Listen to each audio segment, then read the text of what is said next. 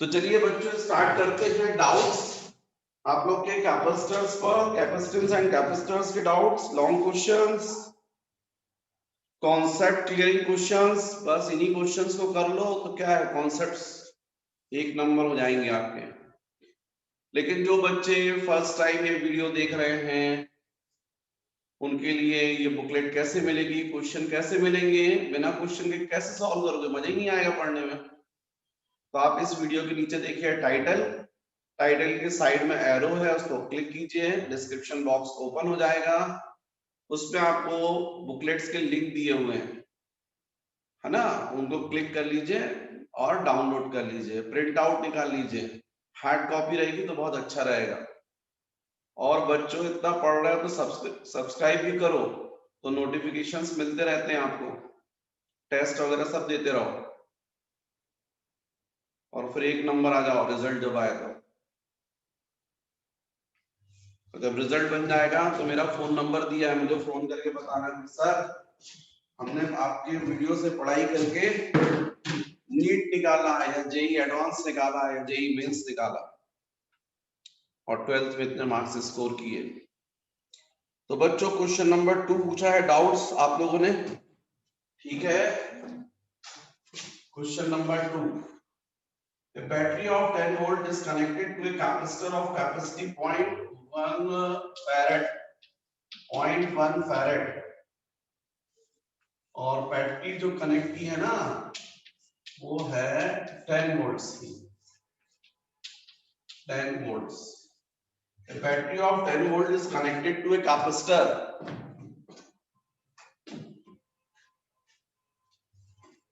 of capacity 0.1 farad. The battery is now removed and this capacitor is connected to a second uncharged capacitor. If the charge distributes equally on these two capacitors, find the total energy stored in the two capacitors.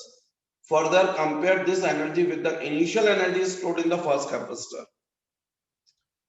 तो भाई जब आपने ये battery connect कर दी है तो ये battery इस कैपेसिटर को चार्ज कर देगी, कहां तक, 10 वोल्ट पोटेंशियल तक, पूरा पोटेंशियल दे देगी, पूरा वोल्टेज। तो कितना चार्ज स्टोर कर लेगी भाई, यहाँ पर मान लो अपन बोलते हैं इसको Q is equal to CV, तो Q is equal to C कितना हो गया बच्चों, 0.1 और वोल्टेज 10, मतलब 1 कूलम चार्ज तक इसको चार्ज कर दिया और वोल्टेज रहेगा 10 वोल्ट्स। फिर उसके बाद बोला कि बैटरी को हटा दिया और एक आइडेंटिकल कैपेसिटर से इसको कनेक्ट कर दिया, ऐसा लिखा है इसमें।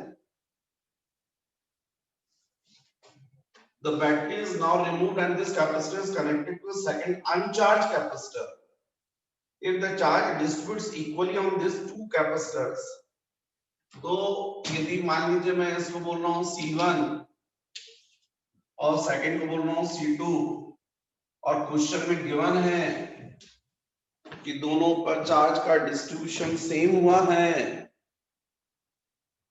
और मैंने थ्योरी में आपको क्लियर किया था कि जब टू कंडक्टर्स को आप कनेक्ट करते हैं तो चार्ज का डिस्ट्रीब्यूशन कैपेसिटी के रेशियो में होता है। कैपेसिटर एक्चुअली में क्या, कंडक्टर ही तो है, बस एक अलग से डिवाइस बन गया है जिसमें अपन बिना साइज इंक्रीज किए ज्यादा चार्ज स्टोर कर सकते हैं। तो कंडक्टर ही ना, कॉन्सेप्ट तो वही लगेगा। तो मैंने आपको बताया था Q1 dash upon Q2 dash is equal to C1 upon C2, ऐसा बोला था आपको। Q1 dash charge on first conductor after connection, Q2 dash charge on second conductor after connection। Question में बोला आइडेंटिकल कैपेसिटर, मतलब कैपेसिटी सेम है। अब capacity same है तो बच्चों C1 C2 कैंसिल हो जाएगा और Q1 dash is equal to Q2 dash हो जाएगा, मतलब चार्ज इक्वल डिस्ट्रीब्यूट हो जाएगा। तो हमको मालूम है टोटल चार्ज तो ये है, तो Q1 dash plus Q2 dash is equal two of Q, तो Q1 डैश और Q2 डैश इक्वल है तो twice of Q1 dash is equal to 1 था, तो Q1 dash is equal to 1/2 मतलब 0.5 कूलम। यही Q2 डैश होगा सेकंड पर भी, दोनों पर चार्ज इक्वल डिस्ट्रीब्यूट हो गया। If the charge distributes equally on these two capacitors, find the total energy is stored in this two cap. Total energy find करना, total energy. तो total energy U2 is equal to, no doubt, final energy U1 dash plus U2 dash, UF is equal to half C1 dash into, नहीं कौन सा formula लगाए, half CV square, नहीं half Q square by, हाँ ये ठीक रहेगा, half Q1 dash upon C1 square plus half Q2 dash upon C2 square. तो फाइनल हाफ कॉमन निकल गया, Q1 dash 0.5 हो गया, C1 0.1 था तो 0.1 स्क्वायर हो गया, ये भी 0.5 हो गया, C2 स्क्वायर 0.1 स्क्वायर हो गया, तो UF is equal to half twice 0.5 upon 0.1 square 0.01, 2 cancel हो गया, पॉइंट हटाया तो 50 उठाएगा, 50 जूल फाइनल पोटेंशियल एनर्जी। अब अपन को कंपेयर करना भाई इसको,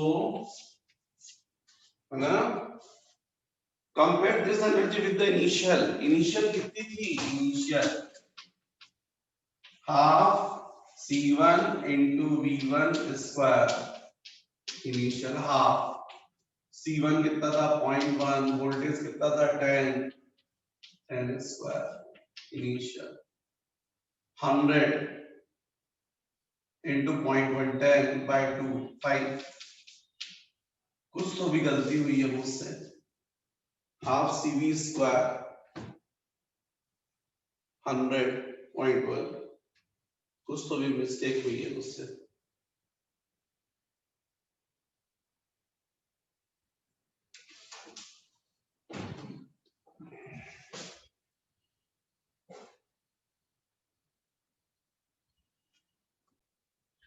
फॉर्मूला गलत लगा दिया बच्चों, half Q square by C होता है, V square by C, half Q2 square by C, ये होना चाहिए था, मतलब ये होना चाहिए था 0.5 स्क्वायर, ये होना चाहिए स्क्वायर, यहाँ पर 0.1 half twice of 0.5 square by 0.1, ऐसा होना चाहिए था। तो 0.5 स्क्वायर मतलब क्या होगा, बोलो 0.25 डिवाइडेड बाय 0.10, 25 बाय, ये ठीक है, ये ठीक है, 25 बाय 10 मतलब 2.5, ये फाइनल एनर्जी है 2.52, इनिशियल कितनी है, तो half C1 V1 square, half C1 बच्चों 0.1, V1 स्क्वायर 10 स्क्वायर, 100.1 5 हो गया 5 जूल। अब final upon initial 2.5 by 5, 1/2, 1/2 answer, answer. Next जो आप लोगों ने मुझसे डाउट पूछा है वो पूछा है इसके बाद सीधे क्वेश्चन नंबर 6, मतलब आप लोगों से 5 तक बन गया, very good. Question number 6,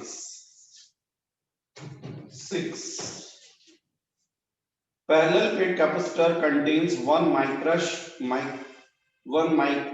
sheet of thickness D1, 1 into 10 to the power minus 3 meter, and one fiber sheet of thickness 0.5 into 10 to the power minus 3 meter. The dielectric constant of mica and fiber are given. Fiber breaks down in a electric field of 6.4 into 10 to the power 6 volts per meter. What maximum voltage can be applied to the capacitor? भाई parallel plate capacitor है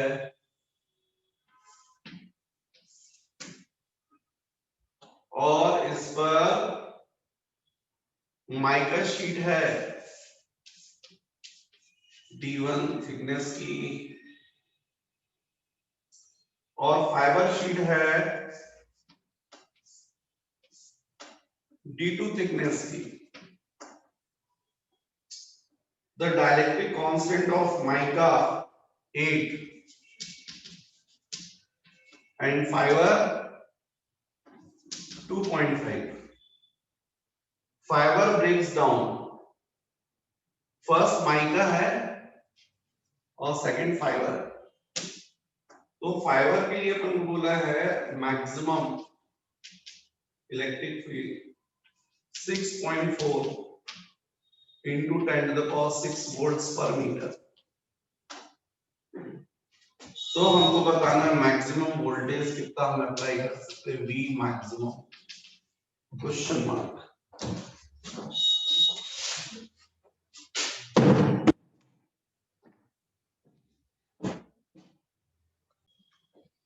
तो बच्चों अब आप इस question को समझिए अच्छे से.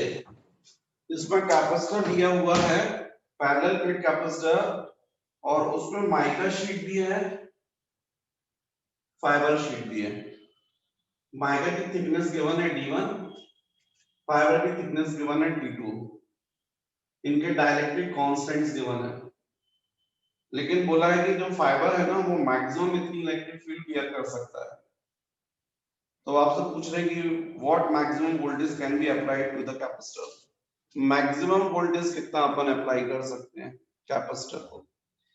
D1 की वैल्यू बच्चों गिवन है D1 गिवन है 10 to the power minus 3 metre मतलब 1 मिलीमीटर और D2 गिवन है 0.5 into 10 to the power minus 3. ये थिकनेस है. मैक्सिमम वोल्टेज बेयर कर सकता है इसका मतलब है कि इससे ज्यादा आपने voltage maximum electric field given है. इसका मतलब है कि इससे ज्यादा आपने इलेक्ट्रिक फील्ड दे दी ना तो ये फाइबर पंचर हो जाएगा. पंचर का मतलब चार्ज को स्टोर नहीं करेगा, सीधे ट्रांसमिट होने लगेगा सेकंड प्लेट पर.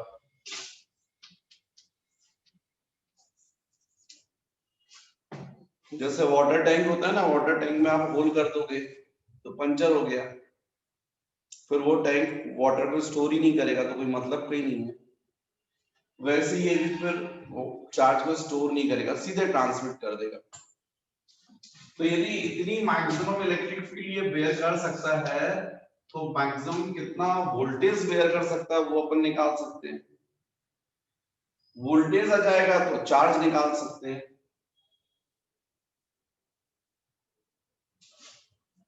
तो इस कंडीशन में हमको कैसे कैलकुलेट करना चाहिए.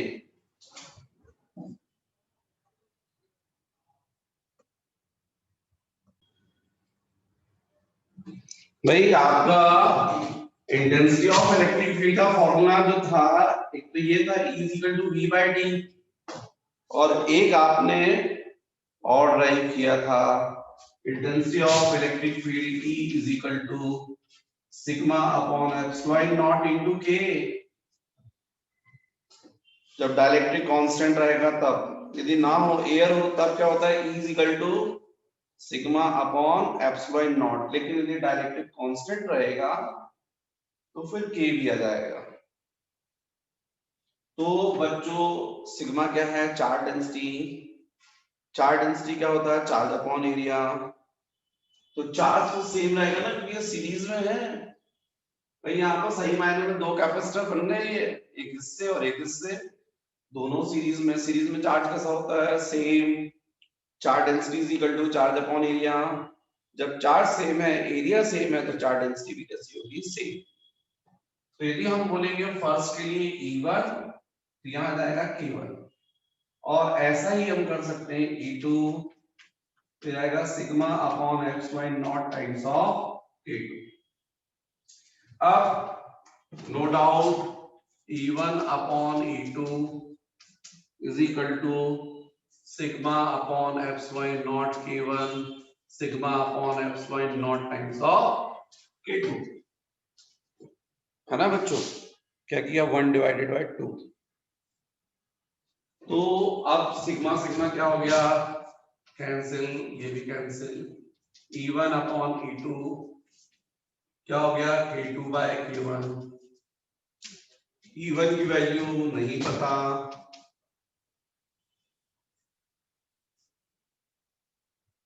E1 की वैल्यू नहीं पता। E2 की वैल्यू तो क्वेश्चन में गिवन है, 6.4 into 10 to the power 6। K2 हमको 2.5 और K1 है 8। तो E1 निकल आया। यहां से अपन चाहे तो ये कैंसिल कर सकते, तो 0.8 हो जाता। तो E1 इज इक्वल टू जाता है 2.5 into 0.8 into 10 to the power 6।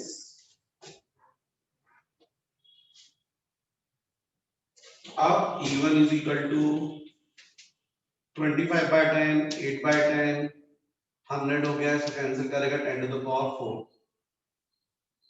Table बोलो 25 का, 25 4 जा 100 into 8 200 into 10 to the power 4। तो E1 is equal to 2 into 10 to the power 6। समझ रहे बात। जिस वक्त फाइबर शीट पर मैक्सिमम इंटेंसिटी होगी 6.4 इंटू 10 टू द पावर 6, उस वक्त माइका शीट बेयर करेगी इलेक्ट्रिक फील्ड कितनी, 2 इंटू 10 टू द पावर 6।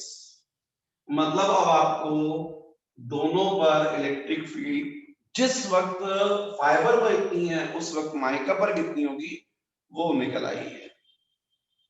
इससे ज्यादा आप दे नहीं सकते हो। इससे ज्यादा इलेक्ट्रिक फील्ड करोगे, यहां पर करोगे तो ये बढ़ जाएगा, ये बढ़ जाएगा, खराब हो जाएगा, खराब हो जाएगा तो कैपेसिटर फेंकने लायक हो जाएगा। तो आप जिस वक्त यहाँ इंटेंसिटी इतनी रखोगे, उस वक्त माइका पर इंटेंसिटी हो जाएगी 2 इंटू 10 पावर 6। अब बच्चों इंटेंसिटी इज इक्वल टू होता है intensity of electric field is equal to potential gradient E is equal to V by D। तो अपन इसकी हेल्प लेकर V1 और V2 की वैल्यू निकाल सकते हैं। V1 इज इक्वल टू हो जाएगा E1 इंटू T1 और V2 हो जाएगा E2 इंटू D2। तो दोनों पर पोटेंशियल डिफरेंस निकल आएगा, और चूंकि दोनों सीरीज में हैं, तो net potential difference V is equal to कितना हो जाएगा, V1 प्लस V2। इससे आंसर आ जाएगा, लेकिन मेरे पास बच्चों बोर्ड पर जगह नहीं है, और मैं चाह रहा हूं थोड़ी देर के लिए हट जाऊं, ताकि आपको यदि कुछ नोट करना तो वीडियो पॉज करके आप देख सको।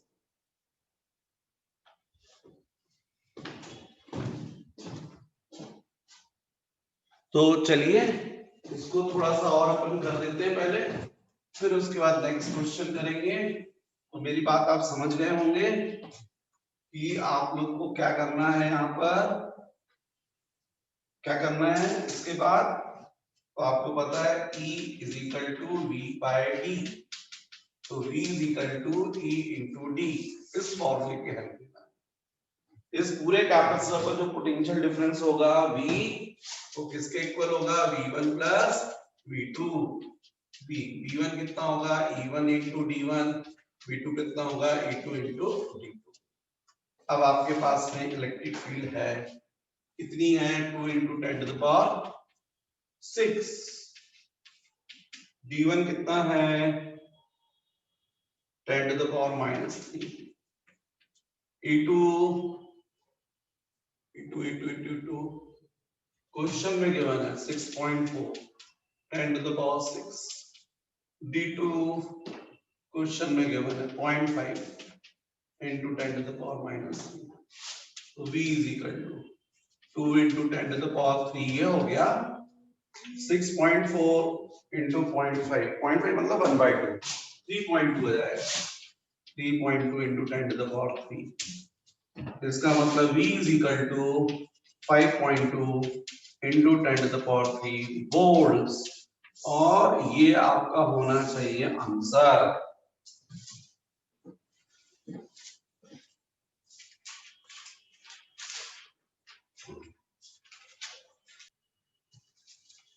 चलो क्वेश्चन नंबर 10th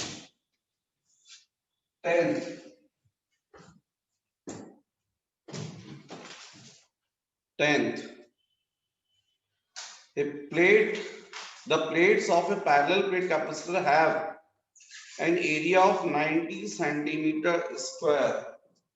यार इन लोग क्या है कि क्वेश्चन अपन को एसआई सिस्टम पढ़ाते हैं और वैल्यू देखो सेंटीमीटर स्क्वायर में देते हैं यार, परेशान करते हैं।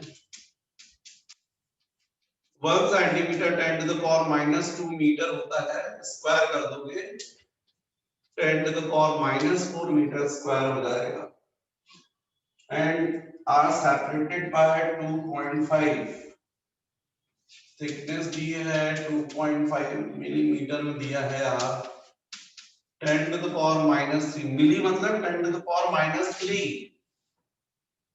मीटर में कन्वर्ट कर दो। The capacitor is charged to 400 volts.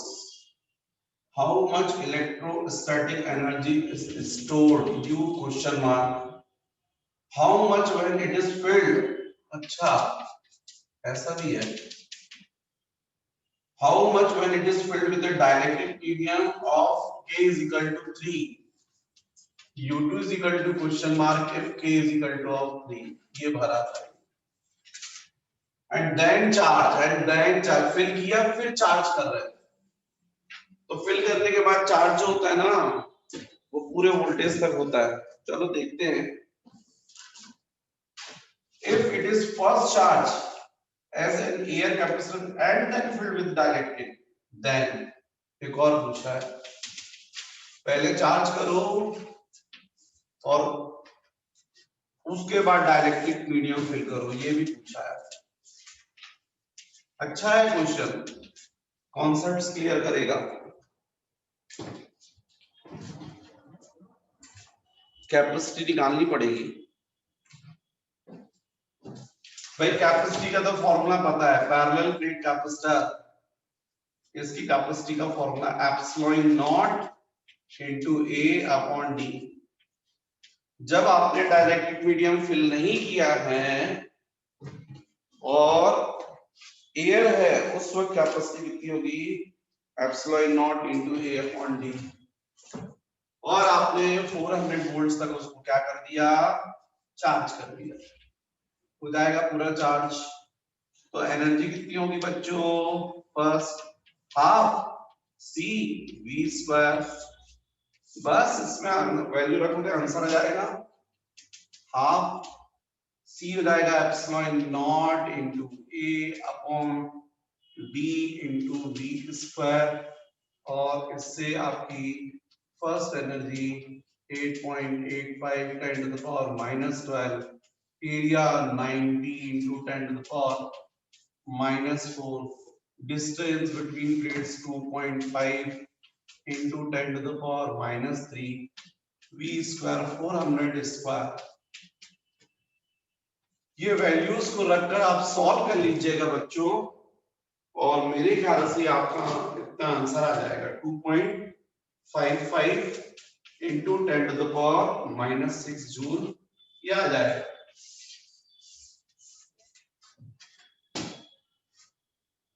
फिर बाद में वो सेकंड केस में बोल रहे हैं कि हमने तो क्या किया डाइलेक्ट्रिक मीडियम को फिल कर दिया और फिर चार्ज कर रहे हैं, हाँ फिर चार्ज कर रहे हैं बैटरी से।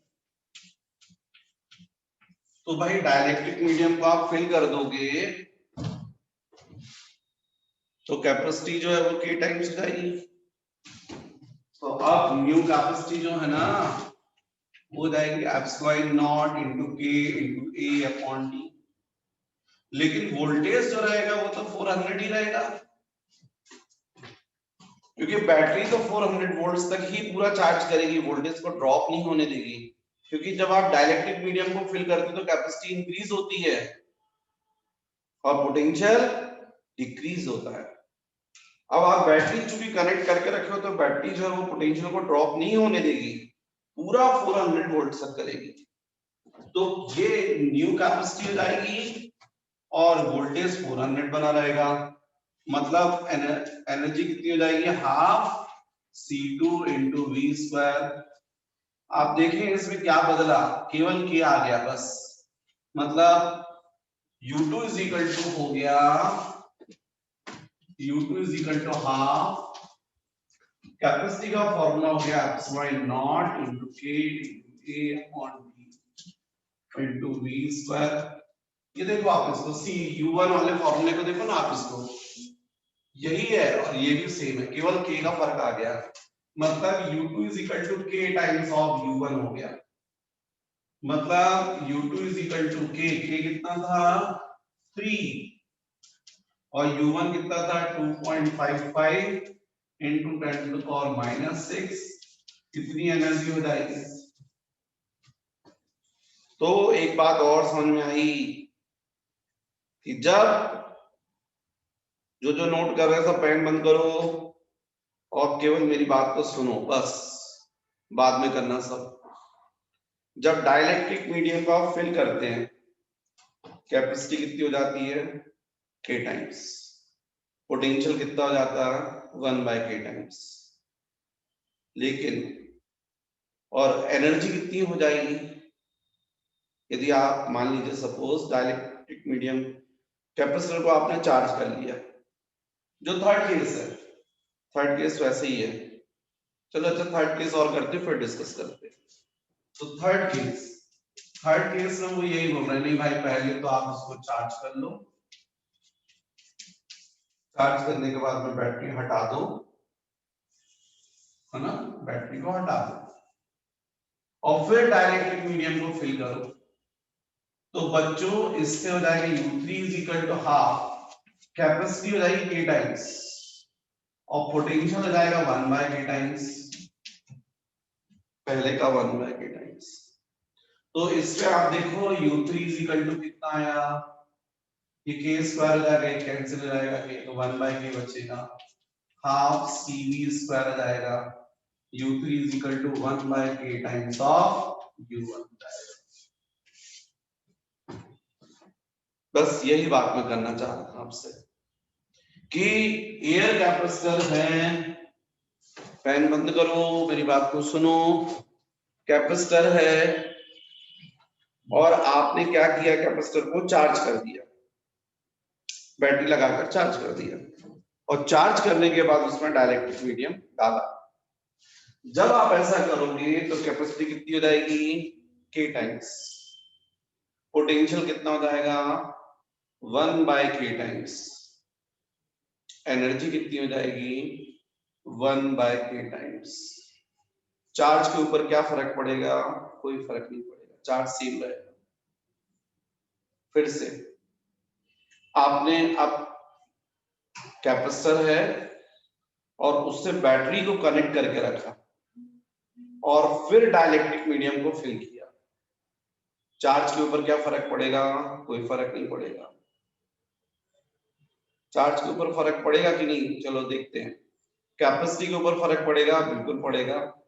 चलो इसके लिए अपन चार्ट बनाएंगे, चार्ट बनाते हैं तो ज्यादा अच्छा है।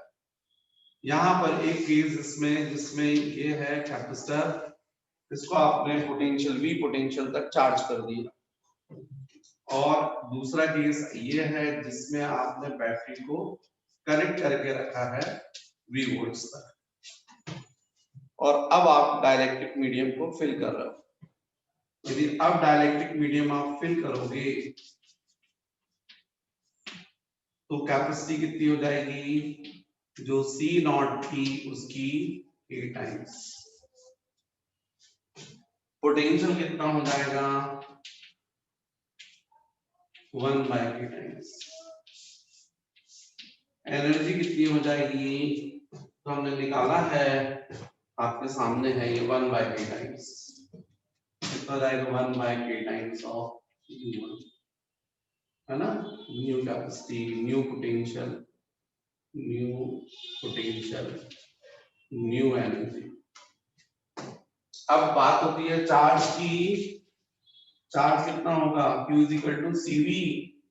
तो यदि C2 V2 करोगे ना बच्चों, तो आपके सामने एक K टाइम्स ऑफ C और ये 1/K के कैंसिल हो जाएंगे। तो इसका मतलब कितना जाएगा, Q2 is equal to Q1, क्योंकि यहाँ पर चार्ज के ऊपर कोई फर्क नहीं पड़ेगा। यहाँ वाले केस में जब आपने बैटरी कनेक्ट करके रखा है और अब उसके बाद आप डाइलेक्ट्रिक मीडियम को फिल कर रहे हो, डाइलेक्ट्रिक मीडियम को फिल कर रहे हो, यहां पर चार्ज कितना था, Q1 is equal to C naught into D square, ये चार्ज था। बाद में आपने यहाँ पर डाइलेक्ट्रिक मीडियम को फिल कर दिया। इसको फिल करने से कैपेसिटी कितनी हो गई, K times. Capacity no doubt, potential कितना होगा, कोई इफेक्ट नहीं, सेम रहेगा, बैटरी पोटेंशियल को डाउन नहीं होने देगी। एनर्जी के ऊपर क्या फर्क पड़ा, U2 इज इक्वल टू, तो हमने देखा कितनी होगी energy, K times of U1। Charge के ऊपर क्या फर्क पड़ेगा, Q2 is equal to C2 into V2, C2 into V2, और C2 कितना रहेगा, K times of C1। Potential कितना रहेगा, V1, C1 V1 मतलब Q1। चार्ज कितना हो जाएगा, K टाइम्स। चार्ज इंक्रीज हो जाएगा बच्चों, कितना हो जाएगा, Q2 is equal to K times of Q1 आ जाएगा, क्योंकि C2 की वैल्यू कितनी रहेगी, K times of C1, V2 की वैल्यू कितनी रहेगी, V1, C1 V1 कितना हो जाएगा, Q1। तो न्यू चार्ज K टाइम्स हो जाएगा। तो ये जो है इस क्वेश्चन में ये कॉन्सेप्ट आपको मिल रहे हैं जो आपके थ्योरी में जाना चाहिए। मैंने बोला था आप लोग को, जब थ्योरी नोट करते हैं आप लोग थ्योरी, तो एक दो पेज छोड़ के रखिए, एक्स्ट्रा एक्स्ट्रा चीजें जो मिलेगी न्यूमेरिकल करते समय वो आपको नोट करना है उसमें, क्योंकि यदि डायरेक्ट आपको याद रहेगा तो फास्ट कर लोगे क्वेश्चंस, टाइम बचा लोगे, गलती होने के चांस भी नहीं रहेंगे। चलो मैं हट जाता हूँ एक सेकंड के लिए, तो आप वीडियो को पॉज करके देख सकते हो।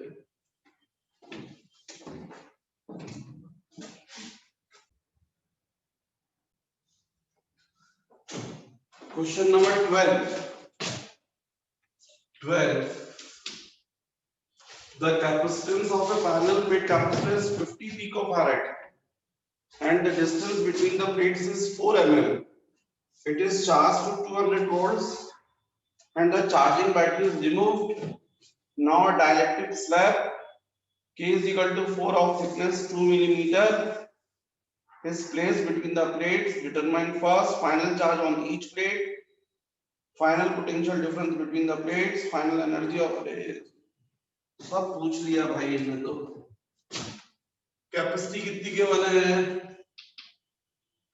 50 पिको, पिको मतलब 10 to the power minus 12 farads. Distance between the plates 4 mm, 4 into 10 to the power minus 3 meter. It is charged to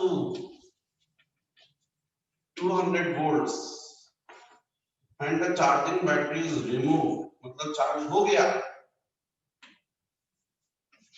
V is equal to, now dielectric slab K is equal to 4 and thickness 2 into 10 to the power minus 3 meter placed between the plates. हमको बताना first final charge Q2, second final potential difference V2, final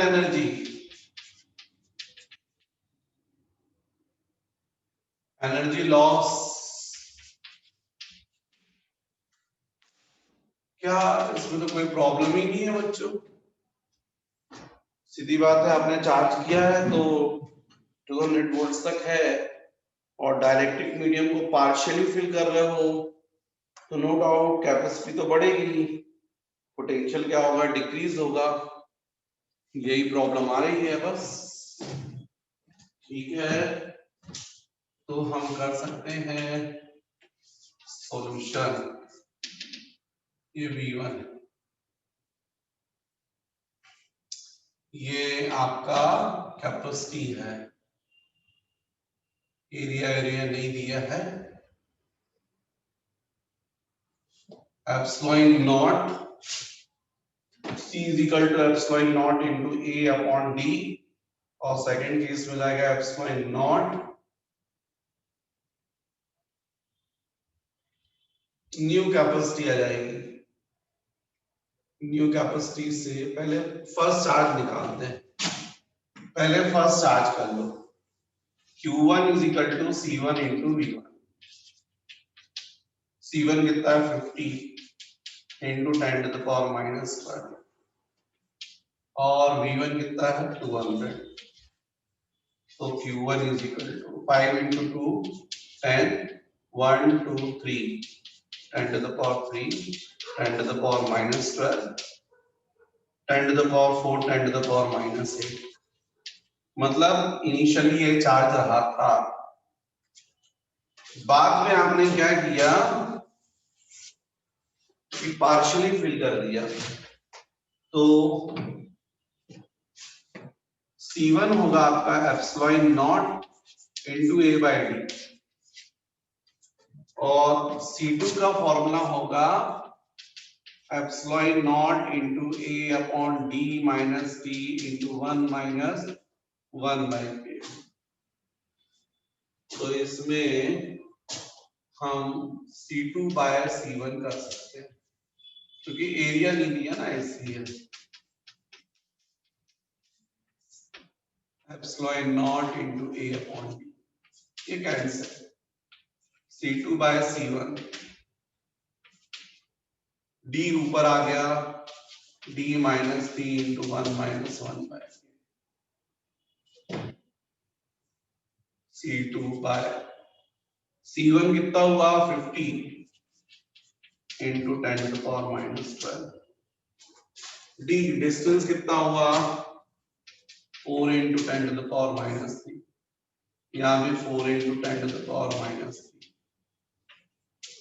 thickness कितनी हुई 2 into 10 to the power minus 3, 1 minus 1 by K 4। तो बच्चों C2 is equal to 50 into 10 to the power minus 12, 4 into 10 to the power minus 3 divided by, यहाँ 10 to the power minus 3 तो common निकल गया, 4 minus 1 3 by 4, 2 से cancel हुआ 3 by 2 1.5, 4 minus 1.5 मतलब 2.5, ये 10 to the power minus 3 10 to the power minus 3 cancel. यहां से C2 ये पॉइंट ऊपर चला गया तो 0 हो गया, 500 by 25 20 आ जाएगा, 20 into 480 हो जाएगा, मतलब finally 8 into 10 to the power minus 12 या 80 बोल लीजिए, 80 into 10 to the power minus 12 farad, 80 picofarad हो जाएगी कैपेसिटी, न्यू कैपेसिटी। पता नहीं क्यों निकाला, पूछे ही नहीं हमसे, पर नहीं निकालोगे तो फिर आगे का नहीं बनेगा ना, इसलिए निकाला है। क्योंकि आगे आपको जब कैपेसिटी आएगी तो चार्ज निकाल सकते हो, Q is equal to CV नहीं, चार्ज कैसे निकालोगे भाई? वोल्टेज था और आपने डाइलेक्ट्रिक मीडियम, हाँ उसको चार्ज, न्यू चार्ज तो सेम रहेगा ना, न्यू चार्ज तो सेम रहेगा, क्योंकि आपने बैटरी जो है उसको हटा दिया है तो चार्ज कहीं गायब थोड़ी हो जाएगा। क्या था question? Question number 12, the capacitance of a parallel plate capacitor is 50 picofarad and the distance between the plates is 4 mm, it is charged to 200 volt and the charging battery is removed। Charging battery आपने हटा दी है, अब वो charge हो चुका है। Now dielectric slab, dielectric slab के fill करने से कैपेसिटी जो है वो इंक्रीज होगी, पोटेंशियल डिक्रीज होगी, लेकिन चार्ज सेम रहेगा। तो चार्ज बच्चों सेम रहेगा, फाइनल चार्ज जो रहेगा वो सेम रहेगा। हाँ, इफेक्ट जो पड़ेगा वो पोटेंशियल के ऊपर जरूर पड़ेगा, क्योंकि न्यू कैपेसिटी इतनी हो गई है, तो Q2 is equal to C2 into V। Charge के ऊपर कोई इफेक्ट नहीं पड़ेगा, charge Q2 is equal to Q1 ही रहेगा, सेम रहेगा। हाँ, V2 जरूर इफेक्टेड हो जाएगा, Q is equal to CV, V is equal to Q by C, Q2 by C, Q2 equal to Q1, और Q1 अपन ने निकाला है 10 टू द पावर -8, तो 10 टू द पावर -8, और C2 भी आपने निकाला है 80 इंटू 10 टू द पावर -12, तो V2 हो जाएगा, ये ऊपर चला गया तो प्लस 10 टू द पावर 4 हो जाएगा, डिवाइडेड बाय 80, मतलब 1000 बाय 8, मतलब 125 वोल्ट, ये न्यू वोल्टेज रहेगा। कैपेसिटी बढ़ गई 50 पिकोफैरेड से कितनी हो गई? 80 पिकोफैरेड्स। यदि कंप्लीट फिल करते तब पूरा सीधा सीधा के टाइम्स हो जाता है, लेकिन पार्शियली फिल कर रहे हो इसलिए 50 पिको से कितनी हुई है? 80 पिको। वोल्टेज ड्रॉप हो गया 200 से कितना हो गया? 125। चार्ज सेम रहेगा। तो आपका एक आंसर ये हो गया, एक आंसर ये हो गया, energy. Third, U2 half Q2 into V2 कर लो यार, स्क्वायर नहीं करना पड़ेगा। हाफ Q2 कितना है? इक्वल टू Q1, Q1 कितना है? 10 टू द पावर -8, और V2 कितना निकाला आपने? 125, तो U2 कितना हो गया? 62.5 into 10 to the power -8 joule. ये फाइनल एनर्जी रहेगी। हाँ ठीक है, 6.25 इंटू 10 टू द पावर -7 लिखा, हमने कौन सा खराब किया? हमने भी लिख दिया 62.5 इंटू 10 पावर -8, एक ही बात है। अब energy loss, energy loss, energy loss के लिए तो अपन को इनिशियल एनर्जी चाहिए पड़ेगी ना, बिना इनिशियल एनर्जी के अपन लॉस कैसे निकालेंगे? तो निकालो इनिशियल एनर्जी। तो इनिशियल कितनी थी? Half Q1 into V, square नहीं करना पड़ेगा ना, हाफ CV स्क्वायर भी होता है, half Q square by C भी हो सकता है, तो हम स्क्वायर क्यों करें भाई? टाइम बचाएंगे ना, क्योंकि हमसे स्क्वायर करते नहीं बनता ना, स्क्वायर करते नहीं बनता, तो ज्यादा अच्छा है कि हम नहीं बनता तो नहीं करेंगे। इनिशियल 100 हो गया, 10 टू द पावर -6 जूल आ गई इनिशियल, और फाइनल तो और कम है 0.625 इंटू 10 टू द पावर -6, तो लॉस कितना हुआ? UF माइनस UI, UF कितना है?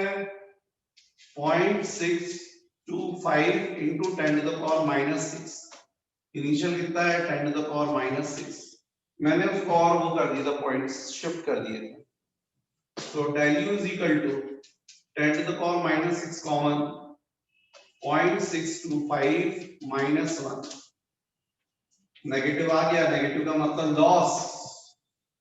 और बच्चों इसको सॉल्व कर लीजिएगा, किया जाएगा 37.5 इंटू 10⁻⁻8 और ये आंसर आएगा, आप देख लीजिएगा कितना आ जाएगा। तो कहने को एक क्वेश्चन किया हमने और एक क्वेश्चन में कई क्वेश्चन कर डाले।